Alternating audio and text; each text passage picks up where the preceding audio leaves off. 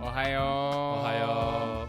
Welcome to the So Japanese podcast, the podcast where we talk about all things Japan. We are your hosts. My name is John. My name is Ryusuke. Thank you for joining us today. Arigato. Today's episode is 10 weird superstitions in Japan. 10 weird Japanese superstitions. And we'll have a Kore ka Sore segment at the end. Hi. This time, Ryusuke will be asking me. Yep. So let's get right to it. So the first weird Japanese superstition we chose was is if you put your pillow, like bed pillow, to the north, you will die early. In Japanese, that's called Kitamakura. Kitamakura. Kita means north. Makura is pillow. Okay. So if you're sleeping,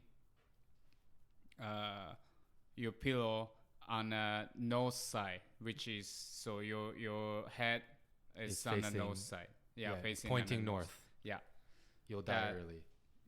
That's what we say. So apparently it's because Buddha, he laid his head that direction on his deathbed. So I see. I guess it links. Yeah, and I remember my parents told me don't put on the north side. Okay. Yeah. I've never heard that before. Really? But I'm sure any Buddhist countries believe that, right? If it's like, Yeah, and then we still do. I always check which one is north? which way is the north, and I don't put my pillow to the north. Yeah. I think I'm okay. Yeah. You should check. You guys should check too. Right? Yeah. Okay. Next one is you should be careful how you take pictures with your friends and families in Japan. So if you, they say never take a picture with 3 people. And they believe that the middle person will die before the other 2. Oh no. So if you are 3 of you guys, then if you want to take a picture, the third person has to take the photo for you. So this belief comes from back in the day, like old cameras. It took a while to actually take the photo. So they also believe that the camera was stealing your soul. If you take a photo of 3 people, the middle person will always be more focused. So I guess extra stolen soul. But if you're a couple, you see this famous guy or lady, then you ask them like, "Can I take a photo?" Normally couples go side. Exactly. So you let the famous person die first, die before you two. Right. So it kind of reinforces this superstition, this belief, because in Japan, you would, I guess, put the more revered, the older person in the middle. You know, the more honorable person. But actually, that's rude.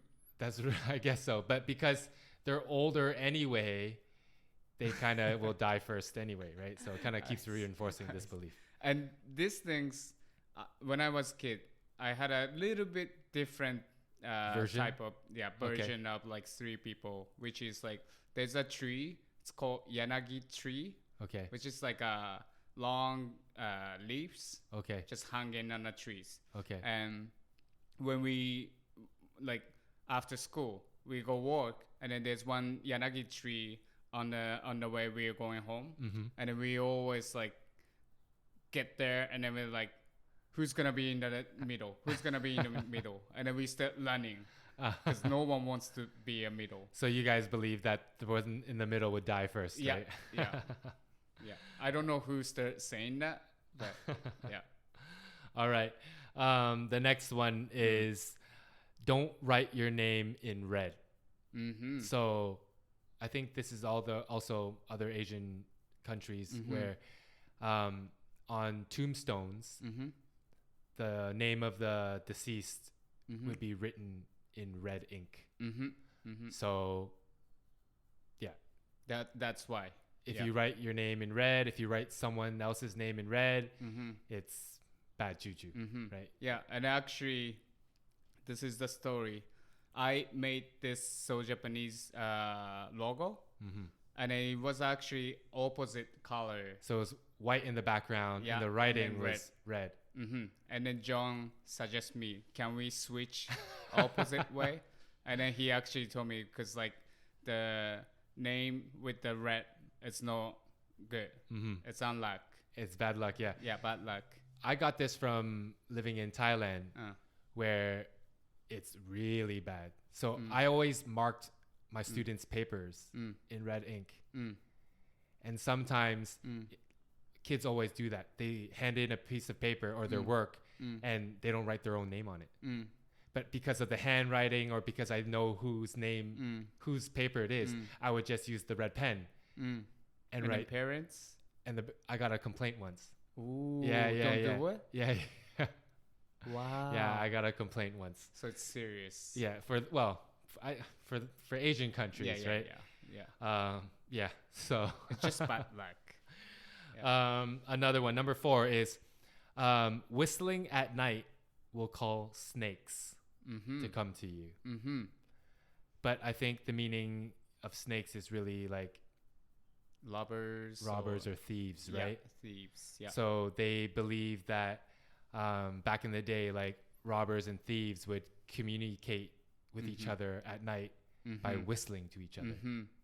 So if you whistle, that means a robber will come to you or a thief will come to you. Yeah, this my parents told me. Really? Yeah, because kids have so much energy, and then you just want to do whatever, right? Yes. So then nighttime, I think I was bored. I started just whistling, and then I think my mom was like, "Don't do it.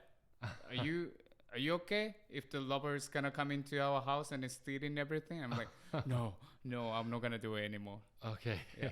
So it's practiced, this superstition.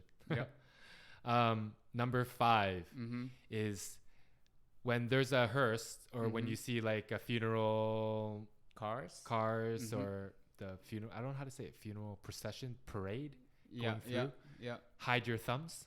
Hide your thumbs. Yes. Okay, so this comes from the word thumb in Japanese is oyayubi, which is parent finger. Okay. Yeah.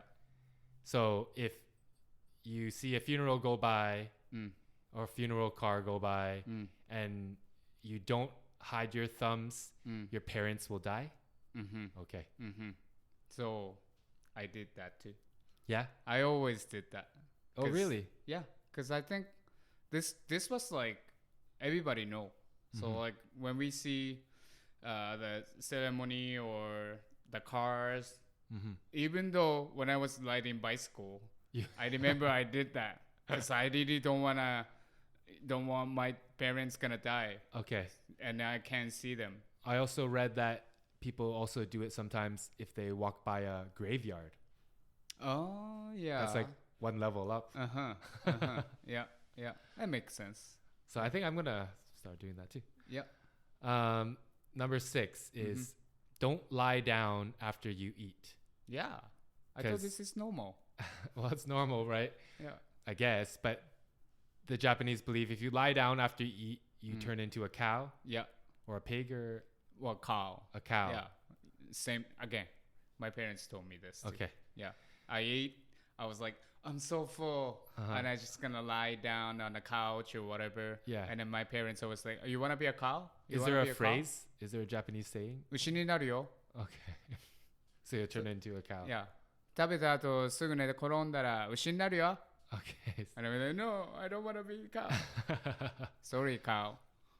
So people believe that it was a saying made up to discourage laziness. Right? Yeah. All right. The next one is that number 7 is that you should hide your belly button during a thunderstorm. Yeah. You have to. But what do you mean hide? Like cover it? Or just cover it? Cover it. Not just like you're already wear a wearing shirt. clothes. Okay. So you have to hide it with your hand. Okay. Yeah. So why is this one? Why? Because I think they just believe in the thunder. We have the god called Laijin. Okay. So for kid, if you keep hearing the thunder, and I think because kids want to see like what's going on outside. Okay. But because of if parents told us that way, obviously we're gonna always hide. So you're not gonna go inside. I mean, you're not gonna go outside. Yeah. Okay. Yeah. So like, 雷神様おへそ取るよ. So they're gonna take you? Yeah. My berry button. Which is, I don't even have berry. I mean, like I have berry button, but like how? You right? said you don't have that. No, Wait, I have. I never Sorry. noticed. I have. So like they believe Raijin will eat your belly button. Take your belly button. Yeah, right. Okay. Yeah. So basically, it's scary. All right. Scare kid. Yeah. Number 8 that we chose is that if you hiccup 100 times in a row, you will die. So where does this come from? I think it's just because of when the Bushi, okay, so like Edo period or something, only the Bushi can get better education. So the Bushi is, we talked about it in the samurai episode, right? Exactly. It's like the aristocratic. They're like high caste. Yeah. Yeah. And then so the regular people, they don't even know how to count till 100 that time. Okay. So that means like if you like 100 for them, it's like just big number. Okay. They just don't know how much, right? Yes. So if you do like, if somebody's like, are you hiccuping like 100? That means they're like, maybe, but I don't know. I don't know how to count. So like, oh, you might gonna die. Okay. You know what I mean? Okay. Yeah. Have you heard of those before though? Like people that like hiccup for like 5 years. Yeah. That would suck. And there's no like cure. They don't know why. Yeah, it's a weird symptom. Yeah, I watched something where like, someone was hiccuping for a long time, and how they dealt with it. But like he was pretty positive about it. Like he said that it breaks up tension. Of course, right? Like people always kind of laugh. Like you're talking about something serious, and all of a sudden you hiccup. Yeah, and even like for yourself, you can't concentrate. No, anything. man. And I would feel like you're really tired all the time. Right. And then like when I got hiccup, you know, like everybody want to stop hiccup, but at some point when you stop hiccup, you feel like you still want to do it. Yeah, you're not sure that like there's more, right? Exactly. Yeah. Don't force it, man. Number 9 is don't pass food chopstick to chopstick. No, don't use chopstick and chopstick to grab same food. Okay. Or yes, the pass same thing, but like. So don't use 2 pairs of chopstick and one food for one thing or for one object. Exactly. Food. Yeah. So where does this come from? This is because of like when people die, then in Japan we know bail them, we burn them, right? Oh yeah, cremation. Cremation is more common than burial. Just burial. Yeah. So after that, they cremate. That's cremate the human body. Only the bone come out. Yeah. And that time we use, like 2 people pair to take the bones with the chopstick together. Okay. So that's why we believe like when you do that, that means only when you pick up the bones. Okay. Yeah. So like, if I want you to like, yo, try this, and I pass you whatever with chopsticks, don't. You want me to put it on the plate first? Yeah. Can you just put it? This is also my parents told me, and then when I was kid, couple of times I tried to maybe like changing my food or something with my sister, and then like we trying to do that, and then like they say like, no, don't do it. Okay. It's no good. It's a bad luck. Don't do it. Yes. Yeah. I feel like the older generation is like more superstitious, right? Of course. Yeah, I think so. Yeah. But because of that, I still believe in that. I don't. You can't help do it. Yeah. You can't help it. I feel wrong. Right. Yeah. Another chopstick one is to never stick your chopsticks into food or into a bowl of rice No. upright. No. Because it's supposed to like represent like when you burn incense for the deceased or right. It's just bad luck. And also, it's really bad manner. It looks really bad. Well, do you think it's bad manners first or bad superstition, like bad luck first? To me, it's all about manner at the end. Okay. But because of they make, of course, some story is true, some story maybe just made it up. Yeah. But, you know, to tell, especially kids, that way, we just will listen. Yeah. You don't question it. Traumatized. Yeah. Right? So even now you hide your belly button. Belly button, no. But chopstick, yes. All right. Number 10, we have if you break a comb or the strap of your wooden sandals, like the Japanese sandals, geta, it's bad luck. Yes. Yeah. So apparently this comes from the fact that back then combs and getas were like expensive and treasured items. You would pass it down to generations. So if you break one of the teeth of the comb or a strap, super bad luck. Yeah.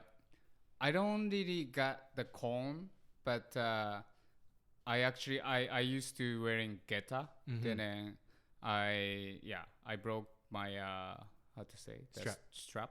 Yeah. And I feel like, oh shit, something might gonna happen.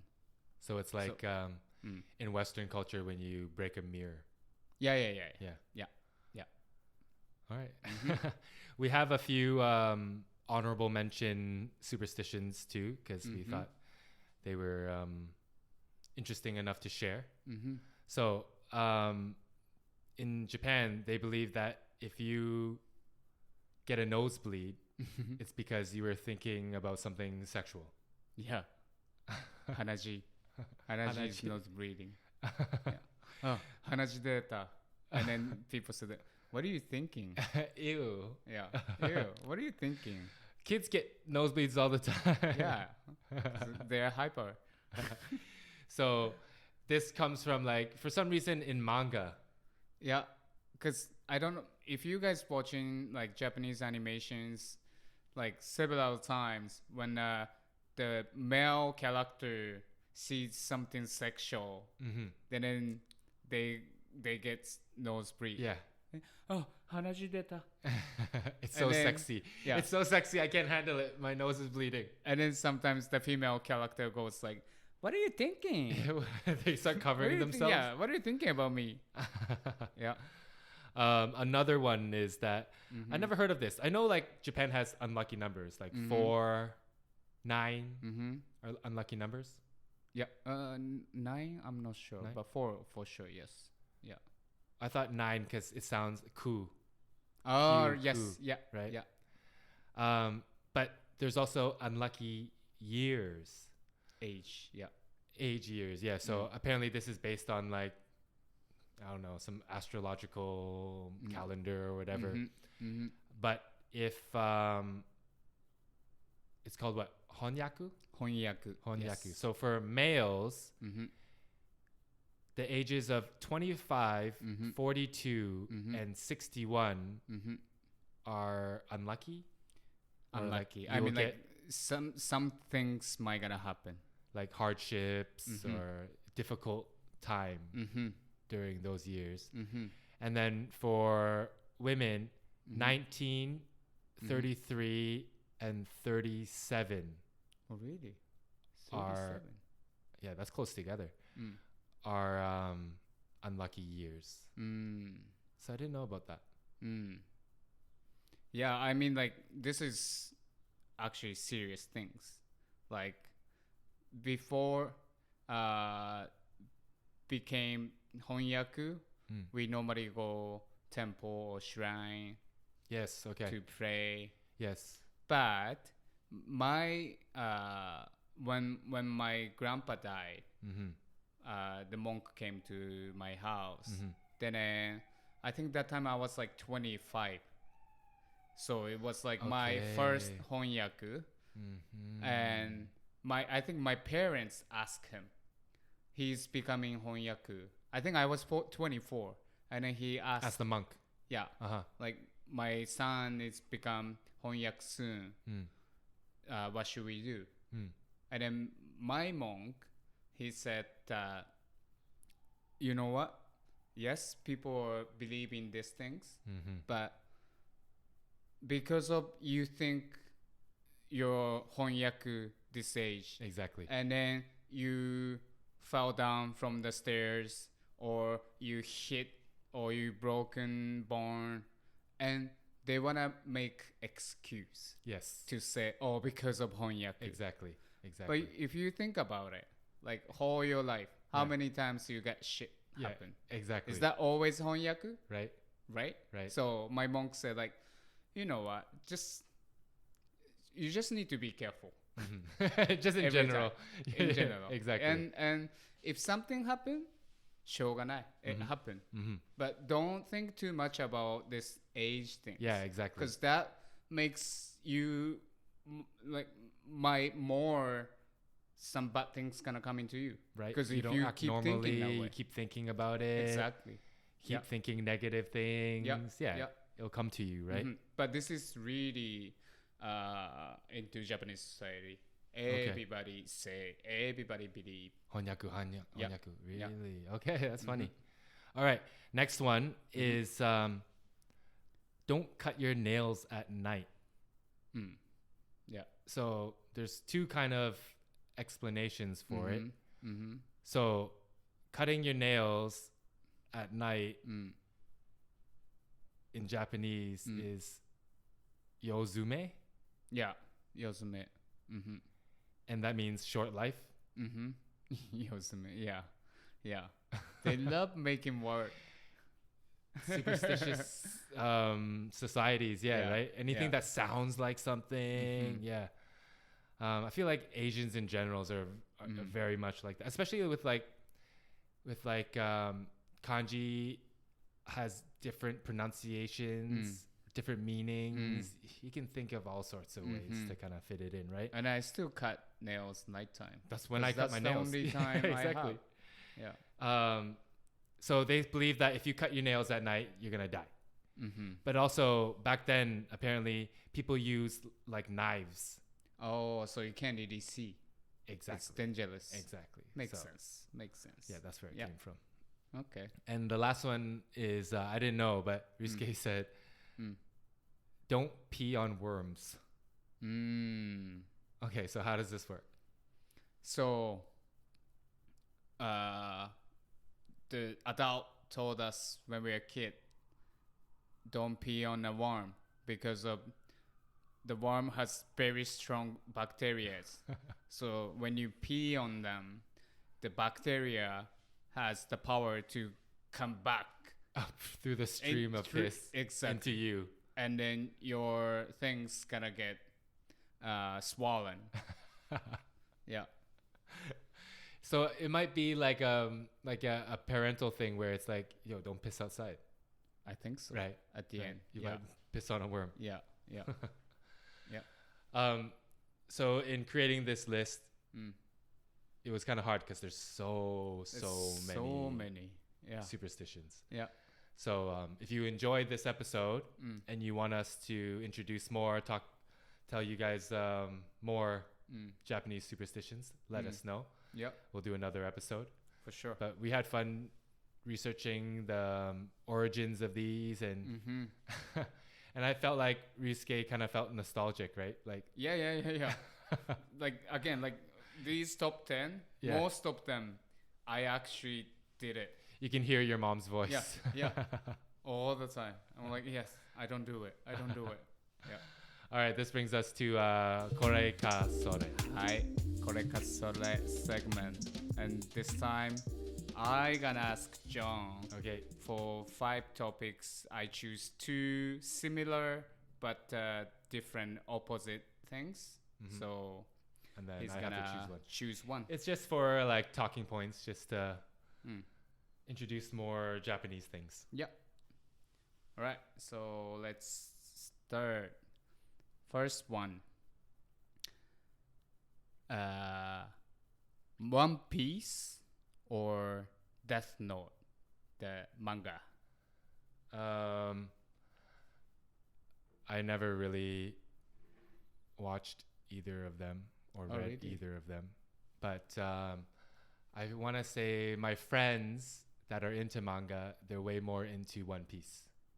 Yeah. Okay. So I'll say One Piece just because I'm more familiar with it. Like I can name Luffy. I can't name anyone in One Piece. I mean in Death Note. Laito. No, I don't know. Okay. But Death Note, because I like horror stuff, it sounds like something I would be into. I mean, yeah, Death Note is about the death, the god death is the partner of this main character, and then he has the Death Note. Okay. So he write down something, for example, like I want this guy die with the heart attack. Then he can make happens. Yeah. Okay. So I think you like Death Note more than One Piece. I think so. Yeah. One Piece sounds or seems like really cartoonish. Yeah. But I think both has like diehard fans. Yeah. I'm sorry to any of our listeners if you're into either one. But both are super popular, right? Super popular. I read both. I think there's like even like a One Piece amusement park or type. Yeah, I think at some point. I don't think they exist now, but like they do like a pop-up event and stuff too. Yeah. Yeah. All right. So One Piece. Well, anyway, I think most of people loves One Piece. So, yeah. All right. Next one. Department store or Shotengai. Should I describe the Shotengai? Yeah. Describe Shotengai. So obviously, department store is building department store. Yeah. But Shotengai is that they have arcade, like a roof, on a street with bunch of stores both side. Yeah. So like, it's not a department, but it's like a covered shopping street. Exactly. Right. Yeah. And generally, you can buy anything in Shotengais. Yeah, like old school department kind of in Japan. Yeah. So this is really tough. So department stores in Japan, I'm not really into like the clothing, whatever side of it. I'm really into like the basements. It's all the food, the food courts, all the fancy different desserts, fruits, and everything. But Shotengai, if I go to a certain city to visit, I have to visit their Shotengai.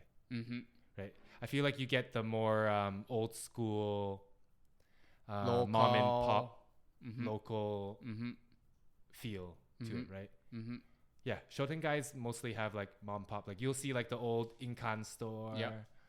The old guy who will like fix your shoes, and the food markets in the Shotengais are you get way more Japanese feel, right? So definitely Shotengai. Okay. All right. Next, artist Kusama Yayoi, Yayoi Kusama, yes, or Takashi Murakami. I think they're now two big, huge. They've crossed pop over artists. Yeah. Yayoi, I would choose her. Why? Just because I feel like she's like a character.